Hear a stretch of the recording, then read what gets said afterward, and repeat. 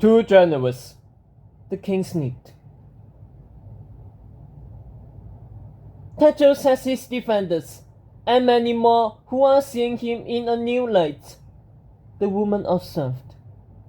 They wonder if he is the true king that Arthur spoke of, the lion instead of the snake you make him out to be. My advice to you, win the first test quickly, because if Tetros wins the first test, her eyes drooped into the king's. Then people will really start to wonder. Which is why you're here to help me, the king said icily. He held out his palm. Give it to me. Princess Sophie looked well enough last night, the woman replied, ignoring the king's outstretched hand. Unless she too is disturbed by the vanishing of your crown. Unless she questions how Tetros has Camelot's wing instead of his king. Unless she wonders why Arthur's ghost would declare a tournament when his sire already sits on the throne.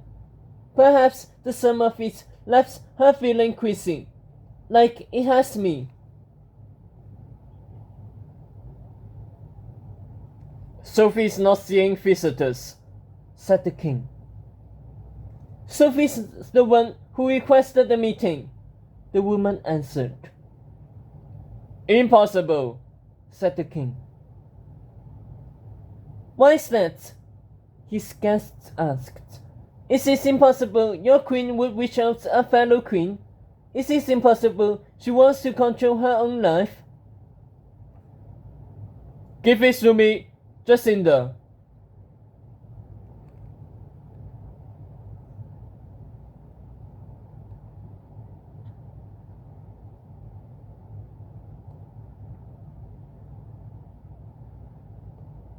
Queen Jacinda to you, the woman parried. I think it's perfectly fitting that the Queens of Camelot of George Jolie be friends. That's a queen's job, diplomacy. I myself had meetings this morning with leaders from the Kingdom Council, whose realms were besotted by scrolls with Arthur's first test. Naturally, the other leaders still favor you in the tournament over Tetros, given you saved the kingdoms from attacks. She smiled. Too bad they're not the ones who crowned the winner.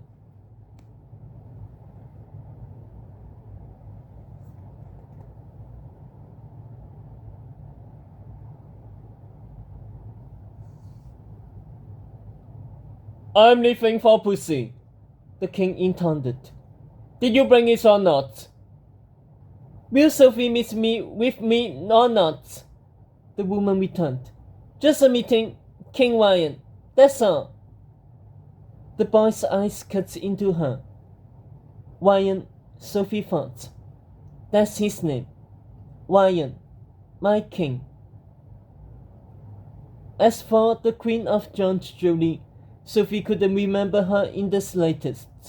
She certainly didn't recall making an appointment, nor did she recognize much of what this woman had said to the king. Arthur, Tetros, tournaments of kings. None of it penetrated the pain in her head, worsening by the second. Everything she had gleaned had slithered back into its cracks.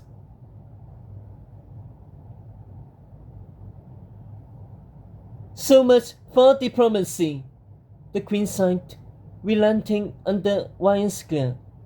I will help you with the first test, King Ryan. For the same reason I agreed to burn my ring, because you saved my children from being handled by the snake. But the debt is repaid now. After this, you cannot lord yourself over me anymore. Understood?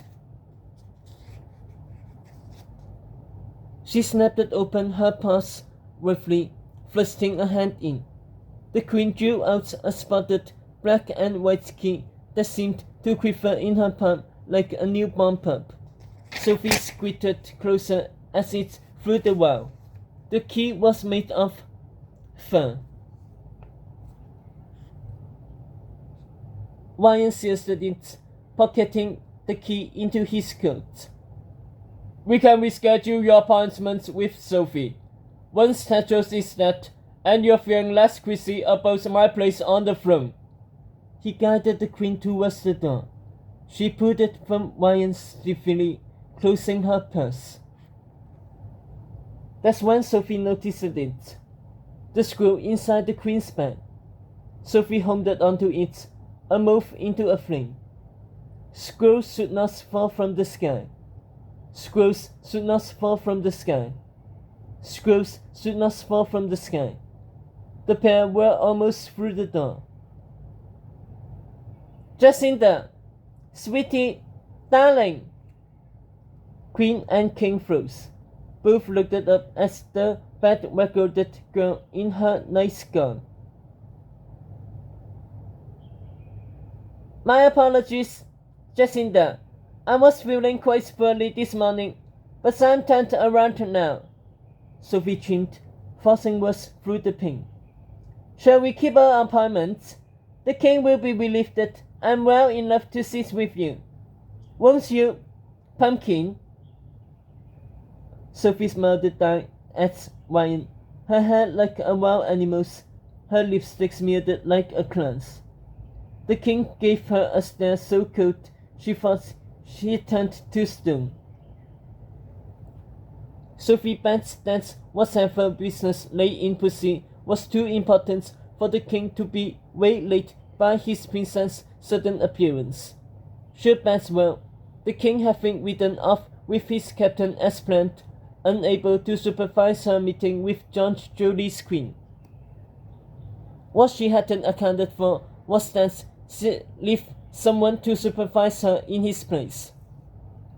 Now, as she cozied up to Jacinda in a blue-shower sitting room, laid out with ginger tea and pastries, she endured the watchful eyes of the Mitchell sisters, seated on couches in the corner, no space in pants, the hands. Would you prefer to speak privately? The Queen of Judge Julie asked Sophie, who cleaned herself up, her white dress reshaded to its prim, ruffled form. Perhaps we can meet in your chambers.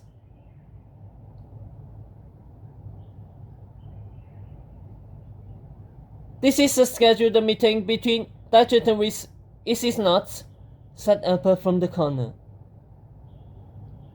And all scheduled meetings must be recorded, Omida added. Besides, there's been mischief in the castle of late. A precious map burnt to ash. Any children at the press gathering. We have to keep our eye on everyone, queens included. The Queen of Judge Julie turned to them. When King Ryan pursued the powers of the One-True King, I believed that he had noble intentions. Now that I know it's the Mitchell sisters advising them, I believe that pursuit came to naught. Still holding grudges, are you? Cooed Albert. All because Arthur wouldn't betroth your eldest to his son, said Omida.